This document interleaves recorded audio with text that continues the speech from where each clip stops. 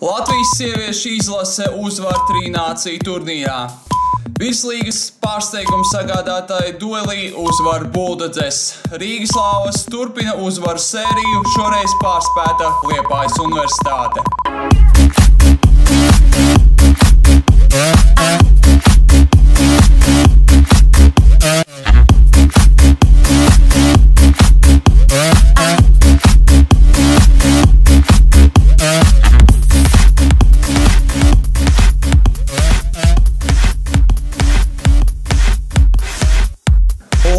Esiet sveicināti, dārgie florbola draugi un visi pārējie, kas ieslēguši tabletus, planšetus, iPhone'us, iPadus, portatīvos dators, mobiļņikus un visas pārējās krūtās, bet veselībai kaitīgās ierīces un klausās Florbola News W podcastu. Man sauc Kaspars Šmits un man ir liels prieks būt kopā ar jums nedēļas notikuma apskatā un protams, prieks par to, ka šīs manas pieminētās ierīces absolūti nav kaitīgas Florbola News W podcastu veselībai un sieviešu florbola popularizēšanas veselībai, bet labi, jokus metam pie malas. Šodien nedēļas notikuma apskatā galvenā tēma, protams, būs nekas cits kā Latvijas sieviešu izlase. Pagājušajā nedēļas nogalē mūsu dāmas piedalījās trīnāciju turnīrā Vācijas pilsētā Dobelnā, izcīnot uzvaru. Un par šo turnīru, kā arī par komandas gatavību gaidāmajam pasaules čempionātam, kurš no 7. līdz 15. decembrim norisināsies Čehijā, dzirdēsiet interviju ar Latvijas sieviešu izlases galveno treneri Jāni Freivaldu. Un, protams, pieskarsimies arī abām atlikušajām tēmām, kuras es pieteicu raidījuma ievadā. Domāju, nevilksim laiku garumā un ķersimies klāt. Tātad aizvadītās nedēļas nogalē Vācijas pilsētā Dobelnā norisinājās trīnāciju turnīrs, kurā piedalījās arī Latvijas sieviešu florbola izlase, pārliecinoši pieveicot visas savas pretinieces un izcīnot pirmo vietu. Grupu turnīru mūsu dāmas sāk ar vairāk nekā pārliecinošu uzvaru pār Austriju 24-0. Nākamās dienas rītā diezgan atzīstamu sniegumu nodemonstrēja Vācijas U19 izlase, izrādot diezgan cienīgu pretestību, taču uzvara nekur neizpalika un mūsu dāmām panākums ar 6-0. Tieši tas pats arī grupu turnīra pēdējā spēlē, kur Latvijas izlase ar 7-1 pārspēja Vācijas valsts vienību. Tieši šīs abas komandas arī tikās finālā. Šoreiz cīņa bija nedaudz sīvāka, tomēr latvietis nodemonstrēja labu sniegumu un beigās izcīnīja uzvaru ar 4-1, triumfējot triju nāciju turnīrā. Par turnīra rezultatīvāko spēlētāju pārliecinoši kļuva Luīza Biļīnska, kur izcēlās ar 11 vārtiem un 5 rezultatīvām piespēlēm. Savukārt Gunita Kārkliņa un Diana Sjomina ar 5+3 dala 2. un 3. pozīciju. Dienu pēc turnīra beigām Florbola News W sazinājās ar Latvijas izlases galveno treneri Jāni Freivaldu un jūsu uzmanībai piedāvājam noklausīties nelielu interviju ar viņu. Apsveicu jūs ar uzvaru triju nāciju turnīrā, kurš iepriekšējā nedēļā norisinājās Vācijas pilsētā Dobelnā. Kā jūs vērtējat Latvijas sieviešu valsts vienības sniegumu šajā turnīrā? Es vērtēju viņu attiecīgā posmā, es domāju, vērtēju ļoti kā labu. Sevišķi uzsverot to, ka mūsu, ja skatās tās spēles, kur mēs bijām, pārliecinoši spēcīgāks uzbrukuma līnijā, tad, tur viss bija kārtībā, bet svarīgākā spēles mums bija ar Vācijas, nacionāla izlase, un tajās spēlēs mēs mēģinājām spēlēt tā kā līdzīgs ar līdzīgu no aizsardzības viedokļa, un tajā ziņā man ļoti patika, kā meitenes spēlē aizsardzībā, un līdz ar to izpildījām to uzdevumu, labi spēlēt aizsardzībā, un līdz ar to mums radās daudz iespēju uzbrukt, un katrā ziņā nedot pretiniecēm mūsu zonā spēlēt, un bija liels pārliecinošs mūsu komandas bumbas kontrolas ziņā nospiedošs pārākums, un es Es domāju, ka meitenes katrā ziņā izpildīja to, ko treneri mēs vēlējāmies no viņām redzēt.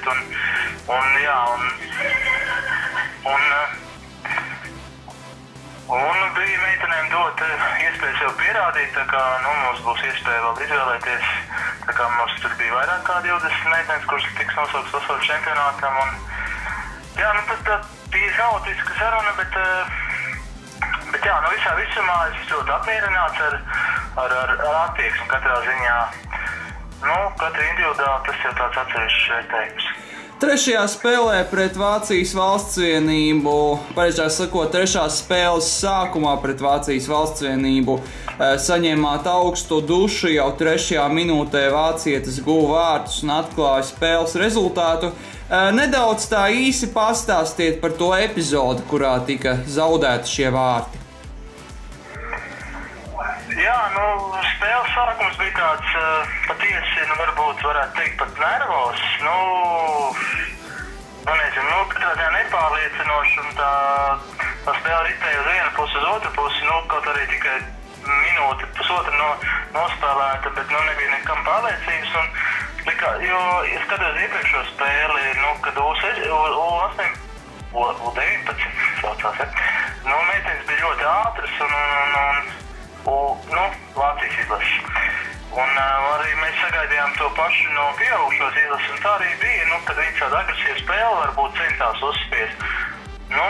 Tā mazliet kaut kā mēs varbūt, nebijām gatavi tam visam, bet tiklīdz mēs nospēlējām ļoti labi aizsardzībā, tie ielaistie vārti tāda varbūt nejaušība vai kā, jo tāda nebija skaista izspēle, ne arī viņu nospiedoši pārākums. Gadījās vienkārši tā, bet tad, kad vienkārši nospēlējām ļoti labi aizsardzībā, tad arī pretiniecēm vairs nebija īsti varianti uz mūsu vārtiem. Finālā jūs atkal tikāties ar vācietēm, uzvara šoreiz ar rezultātu 4-1. Raksturojiet, kāds bija spēles ritējums un cīņa par uzvaru turnīrā? Jā, viennozīmīgi. Mēs devāmies turnīru ar domu par uzvaru un tā tika izcīnīta. Pirmā spēlē, labi, ka guvām atbildes vārds un nospēlējām labi aizsardzībā, līdz ar to pretinieci saprata, kad viņām mūsu zonā nav ko darīt un mums līdz ar to radās ļoti daudz iespējas, veidot pretuzbrukums, ko mēs paši daudz maz izmantojām, bet tajā pašā laikā ļoti daudz arī neizmantojām. Un otrā spēle bija tāda, kad viņas jau vispār vairs necentās mums īstā uzbrukt, tikai spēlēja no aizsardzības un centās mūs it kā pārsteigt, bet mēs, domāju, ļoti labi nospēlējām aizsardzībā un arī viņām nebija. Bija tāpat tās momenti, protams, ka bija, bet mūsu aizsardzība bija pārāk par viņām un bumbiņas kontrola bija ļoti nospiedoši mūsu ziņā un rezultāts, es domāju, kad ir, lai arī liktos mazs, bet viņš ir, neobjektīvs, bet katrā ziņā, es nezinu, ļoti labs, ka, labāk ir 4-1 uzvarēt nekā 15-7 uzvarēt, jo, mūsu nospiedošs pārākums bija visās izpausmēs. Debiju Valstsvienības sastāvā pagājušo nedēļu piedzīvoja Inga Ametere, kura citu starpā spēlēja būtisku lomu komandā. Viņa guva 2 vārtus un izdarīja 3 rezultatīvas piespēles. Kā jūs vērtējat viņas sniegumu 3 nāciju turnīrā un vai pastāv reāla iespēja, ka viņa jau šī gada decembrī debitēs pasaules čempionātā? Jā, mums ne tikai Inga Ametere, bet arī vēl bija pāris meitenes, kuras debitēja. Šāds tāds lietiņas būtu labi, ja būtu labāk, bet viennozīmīgi cīņas pars un vēlme būt ar izlasi kopā, tas ir nenoliedzami, un meistarības ziņā neatpaliek varbūt kaut kāds, kā jau jaunībā, kaut kas nedaudz pietrūkst, bet es domāju par 80%, kad viņai ir iespēja pārstāvēt izlasi. Līdz pasaules čempionātam Čehijā atlicis nepilns 1 mēnesis. Ko varat teikt par Latvijas izlases gatavību čempionātam un ko varam sagaidīt no mūsu dāmām? Tas ir ļoti sarežģīts jautājums, jo vienīgā lieta, par ko man nav šaubu, patreiz par meitenēm, kuras spēlē ārzemju klubos, jā, viņas ir ļoti labā formā, kondīcijā, bet mums ir Latvijā spēlējušās meitenes veido pārējo izlases sastāvu, un mums ir vēl laiks pavisam nedaudz, lai atrastu pašu optimālāko sastāvu. Un jāskatās, jo patreiz nevarēja palīdzēt Santa Torstera un bija Edīte Bankava. Mums ir pāris vietas, kuras varētu teikt, ka nav brīvas, bet kuras pāris meitenēm, kurām būs jāatsaka, kas bija arī mums līdzi. Par to kondīciju, es nezinu, es domāju, ka viņa ir salīdzinoši labi, bet vienmēr var vēlēties labāk. Nezinu, tagad vienā vārdā vajag ļoti grūti būs atbildēt, es nezinu. Es ceru, ja mēs spēsim koncentrēties spēlē un mēs spēsim viens otru atbalstīt un nekašķēties savā starpā. Es domāju, ka pašreiz izskatās, ka ir labi, bet visādi var darīties. Līdz pasaules čempionātam vai Latvijas izlasē ir paredzētas kaut kādas vēl treniņu nometnes vai pārbaudas spēles? Jā, ir paredzētas 2 treniņu nometnes, bet mēs varbūt vienosimies par 1 treniņu nometni, un tā kā mūsu puslīdz sastāvs ir skaidrs, tad mēs varbūt izbrauksim nedaudz ātrāk uz pasaules čempionātu un uz vietas nedaudz pieslīpēsim mums tādas māju nianses un tādas lietas.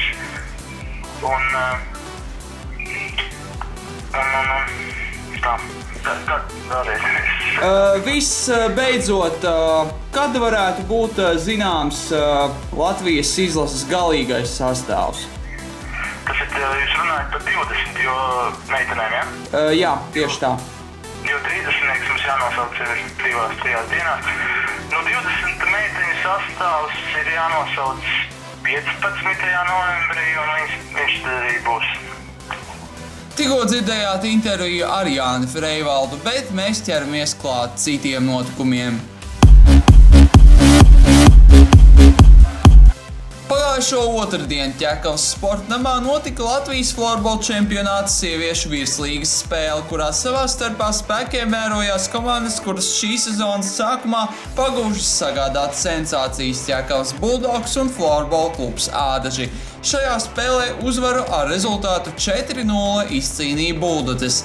Mača sākumā spēle bija samērā lēna, varēja redzēt daudz tehniskā brāķābu komandu izpildījumā, taču sākoties otrajai trešdaļai komandas atraisījās un spēle kļuva daudz ātrāka, dinamiskāka un momentiem bagātāka.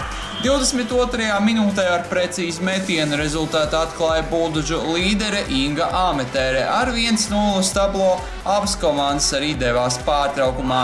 Arī trešajā periodā nospiedošs teritoriālais pārsvars bija Ķekavas Bulldogs komandai, kas atspoguļojās arī uz tablo. 42. minūtē vārtus guva Dace Āmetēre, savukārt līdz pamatlaika beigām viņas meita Inga izcēlās ar vēl 2 precīziem metieniem, noformējot sev hat-triku. Līdz ar to Ķekavas Bulldogs izcīnīja otro uzvaru šajā sezonā, ar 4-0 pārspējot ādažnieces. Pēc spēles Florboņos W aprunājās ar Ķekavas Bulldogs uzbrucēju Āju Vancāni, un lūk viņas komentārs par aizvadīto maču. Apsveicu ar otro uzvaru šajā sezonā. Pārspēta florbola komanda Ādaži ar rezultātu 4-0, taču jāatzīst, ka uzvara jums nāca diezgan smagā cīņā. Tavs komentārs par šīs dienas spēli un savas komandas sniegumu. Manuprāt, nedaudz tas sniegums atšķīrās no gaidām.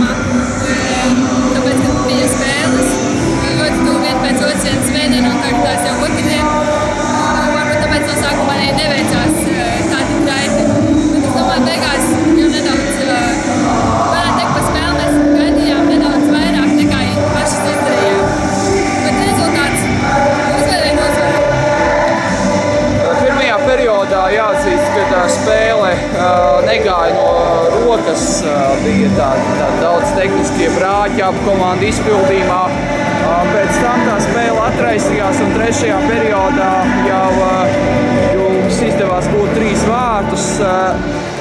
Kas bija tas, kas varbūt tās neizdevās pirmajos 2 periodos? Varbūt mēs bijām nedaudz saspringti no sākuma. Pirms pēdējā periodā mums arī teica, vajag nedaudz atbrīvoties. Un tad kaut kā centāmies vairāk atbrīvoties un spēlēt to spēli tā vieglāk. Tas, kad spēle notika neierasti vēlu, pulkstens 21, vai tas kaut kādā veidā arī ietekmēja spēlu gaitu? Jā, varbūt tas, ka visu dienu visi gatavojas un gaida un tik ilgi ir jāgaida. Varbūt nosacīta, bet bija jākoncentrējas ilgāku laiku. Ķegavas Bulldogs komanda iepriekšējā spēlē pārsteidza ar uzvaru pār Rubeni. Šodien uzvaru pār Florbola klubu Ādaži. Kā tu vērtē komandas gatavību jaunajai sezonai? Ļoti labi, man liekas, tagad tikai viss sākās un uzvaru sērija. Es parāds, ka arī turpināsies. Nākamā spēle nākamā nedēļa 10. novembrī pret Rubeni. Kā jāspēlē, lai vēlreiz izdotos izcīnīt uzvaru pār Kocēnietēm? Jāpārsteidz. Es domāju, tas ir ļoti iespējams, un kā jau minēju, šajā čempionātā būs grūti prognozēt, kas spēlēs par pirmo vietu. Aizvadītās nedēļas nogalē notika viena spēle Latvijas čempionāta sieviešu 1. līgā. Rīgas Lauvas svētdien ar 6-2 pārspēja Liepūlu, tādējādi izcīnot jau 5. uzvaru 5 spēlēs. Spēles sākums veiksmīgāks padevās rīdzniecēm, kuras guva vesels 2 vārtus. Vispirms ar precīzu metienu no pustāls distances izcēlās Monika Džīgura, bet pēc nepilnas pusminūtes Anna Ankudīnova lieliski tika galā ar pretspēlētāju un izgāja 1-1 ar Liepūlu vārtsardzi Daci Tuvikeni, raidot bumbiņu kreisajā apakšējā stūrī 2-0. Arī otrā perioda pirmajā pusē neliels pārsvars bija Lauvām, kuras 28. minūtē guva vēl 1 vārtus. Pēc soda izspēles ar tālšāvienu izcēlās Lilijāna Jakovīcka. Turpinājumā liepājnieces atdzīvojās un pārņēma iniciatīvu, samazinot rezultātu starpību līdz minimumam 3-2. Trešajā periodā samērā liels teritoriālais pārsvars piederēja Liepūlu komandai, tomēr rīdznieces prāta labāk izmantot savas vārtu gūšanas iespējas, gūstot vēl 3 vārtus un panākot gala iznākumu 6-2. Pēc spēles Florbola News W aprunājās ar Rīgas Lauvas galveno treneri Juriju Fedulovu un jūsu uzmanībai piedāvājam noklausīties nelielu interviju ar Galvaspilsētas klubu pārstāvi. Apsveicu jūs ar izcīnītu pārliecinošu uzvaru pār Liepājas Universitāti 6-2. Jūsu komentārs par šīs dienas spēli un savas komandas sniegumu. Sākums man ļoti patika. Pirmās 2 minūtes mēs iesitām uzreiz 2 vārtus, izrāmies vadībā. Un tad meitenes mazliet sāka slikt. Mēs bija sagrēzti ar muguru, par cik bija un 19 izlases sagatavošanās nometne, 5. 6. svētdien, un mēs pat aizsnu pēc rīta treniņa braucām uzreiz uz Rīgu uz spēli. Patīk, ka meitenes sāk beidzot saprast, ka nav jēgas skriet, vienkārši jādod piespēle bumbiņā, Rīgo 10 ātrāk nav piespēle nekā meitenes skriet. Otrā perioda, otrajā pusē, brīdī, kad rezultāts kļuva 3-0, sekoja tāds kā neliels atslābums un Liepājas Universitāte iemeta 2 golus. Kas neizdevās otrā perioda, otrajā pusē? Mazliet meitenes otrajā trešdaļā uzņēmās uz sevi. Tagad domā, ka pa vienam ies un metīs un tagad būs 4, 5, 6 un aizies augšu. Bet neveiksmīgi sanāca 2 bumbiņas valstsardzējas starp kājām ierikoja un rezultāts 3-2. Bet atkal visas apsājās, mierīgi sākām spēlēt, palaidām piespēlēties, visas nomierinājās un atkal izrāvāmies vadīt. Vai kaut ko pamainījāt spēles plānā uz 3. periodu? Uz 3. periodu mazliet mēs agresīvāk uzgājām virsū uzspiedām, jo pat cik pretiniņš aizsardzes bieži kļūdījās ar piespēlēm, mums arī sanāca ceļies Parker un izveidot labus pretuzbrukumus. Viena no Rīgas Lauvu komandas spēlētājām Anna Ankudīnova. ir pārsteigusi florbola sabiedrību ar savu sniegumu vārda vistiešākajā nozīmē un jau vairākus mēnešus spēlē lielajā komandā. Kā jūs vērtējat viņas sniegumu šajā spēlē un vispār kopš viņi ir jūsu sastāvā? Savā vecumā es uzskatu, viņai vairāk nav pat kā jāspēlē, jo viņām var apspēlēt visu pretinieko komandu un iemest vārdus. Mēs nesen bijām draudzības spēlē, kad viņiem būtu aizliedz mest pa vārtiem, lai tas rezultāts nebūtu pārāk liels.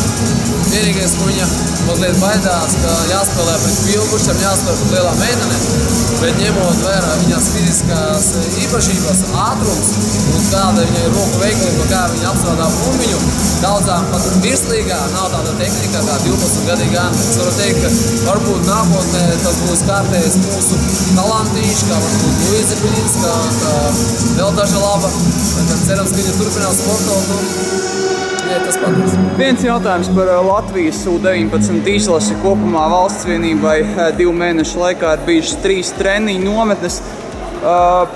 Vai ir vērojams kaut kāds progress attiecībā uz izlases kandidātēm?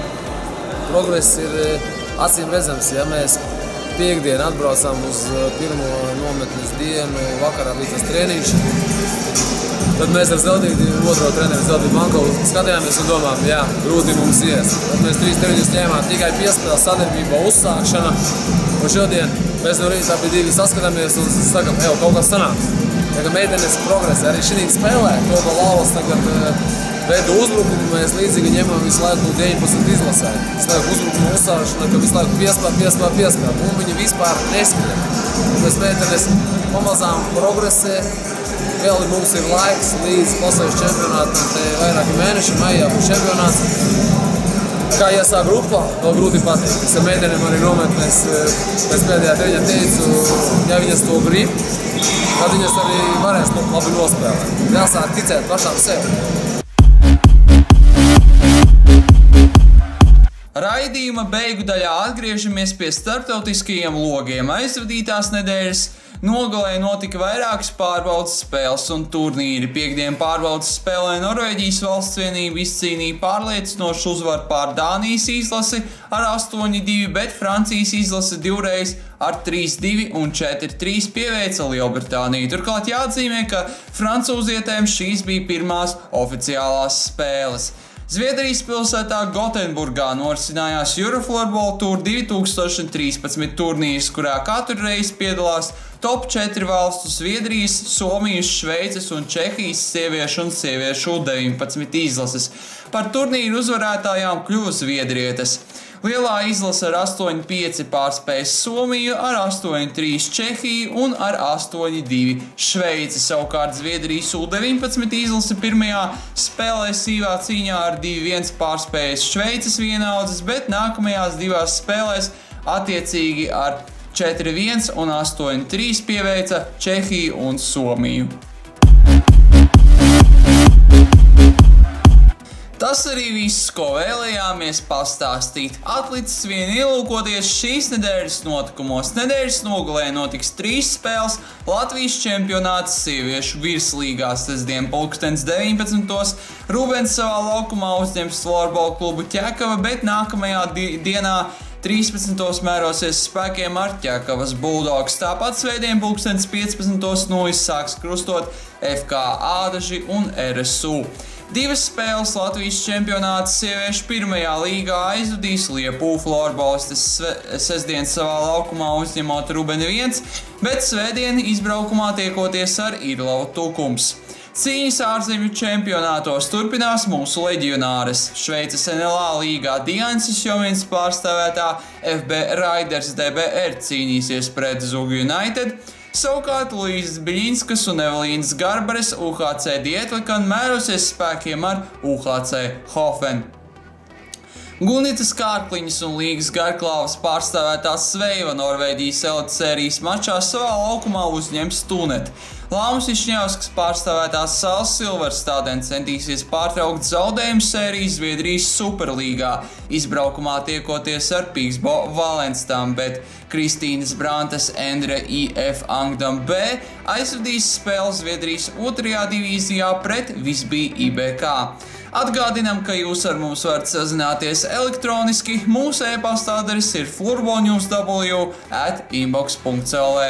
Paldies, ka klausījāties un atcerieties, dārgie draugi, ka sieviešu florbols nevis nerulē, bet gan rulē. Tiekamies atkal pēc nedēļas. Atā!